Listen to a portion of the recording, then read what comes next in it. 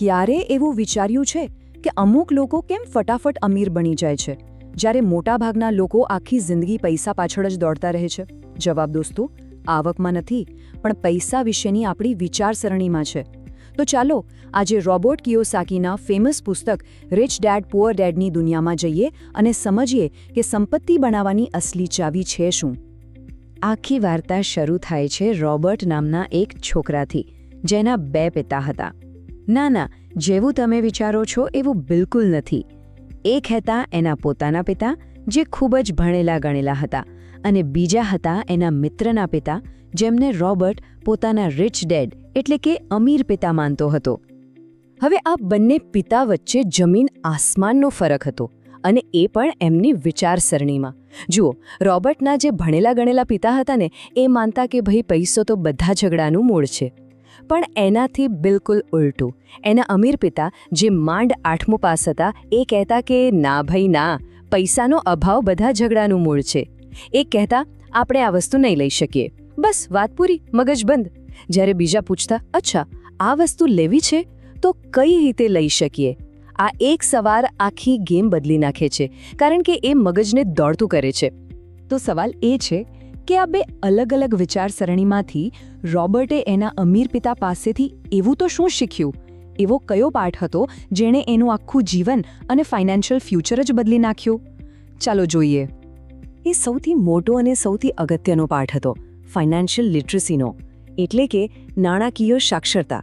હવે આ કોઈ મોટો ભારી શબ્દ નથી, એનો એકદમ સરળ અર્થ છે એસેટ અને લાયબિલિટી, એટલે કે આસ્કિયામત અને જવાબદારી વચ્ચેનો તફાવત જાણવો. બસ આટલું જ્ઞાન જ સંપત્તિ બનાવવા માટેનો પાયો છે. રોબર્ટના અમીર પિતાએ એને બહુ જ સિમ્પલ ભાષામાં સમજાવ્યું.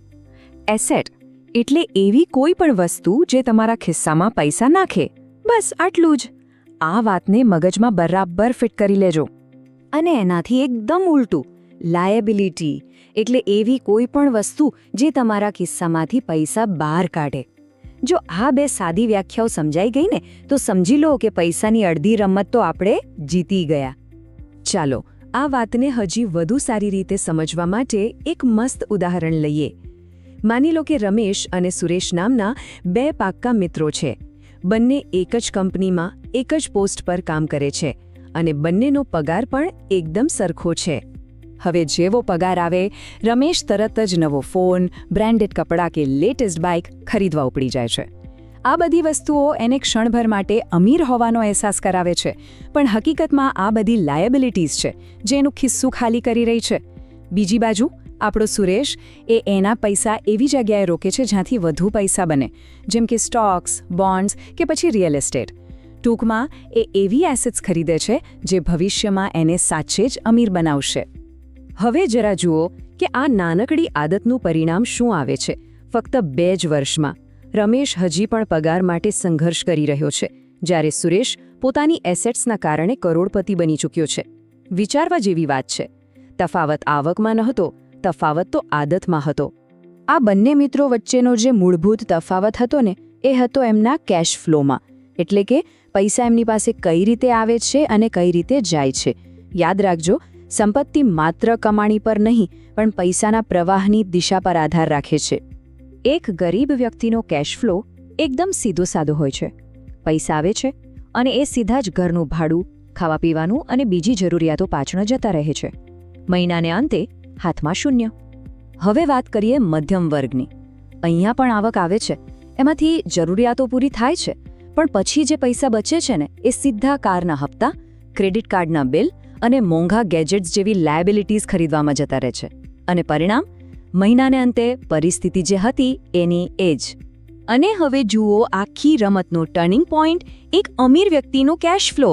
અહીં એમની નોકરી નહીં, પણ એમની એસેટ્સ એમના માટે પૈસા કમાય છે, અને એ કમાણીમાંથી તેઓ શું કરે છે? વધુ એસેટ્સ ખરીદે છે, અને આ વધેલી આવકમાંથી પોતાના ખર્ચા આરામથી કાઢે છે. આ એક એવું શક્તિશાળી ચક્ર છે જે તેમને સતત વધુને વધુ અમીર બનાવે છે. તો આખી વાતનો સાર એ જ છે કે કેટલા પૈસા કમાઈએ છે એ એટલું મહત્વનું નથી. ખરેખર મહત્વનું એ છે કે આપણે એ પૈસાનું કરીએ છીએ શું. શું આપણે એને એસેટ્સમાં રોકીએ છીએ કે પછી લાયબિલિટીઝ પાછળ ઉડાવી દઈએ છીએ?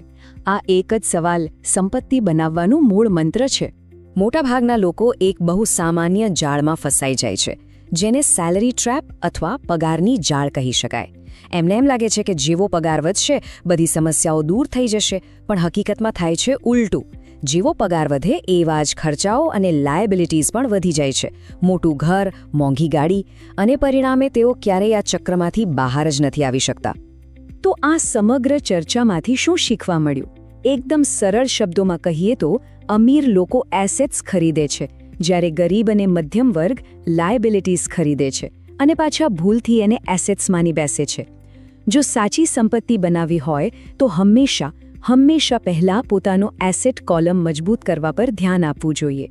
અને અંતમાં એક સવાલ જે આપણે દરેકે પોતાની જાતને પૂછવો જોઈએ: જ્યારે હવે પછીનો પગાર આવશે ત્યારે એમાંથી એક એસેટ બનશે કે પછી એક નવી લાયબિલિટી ઉમેરાશે?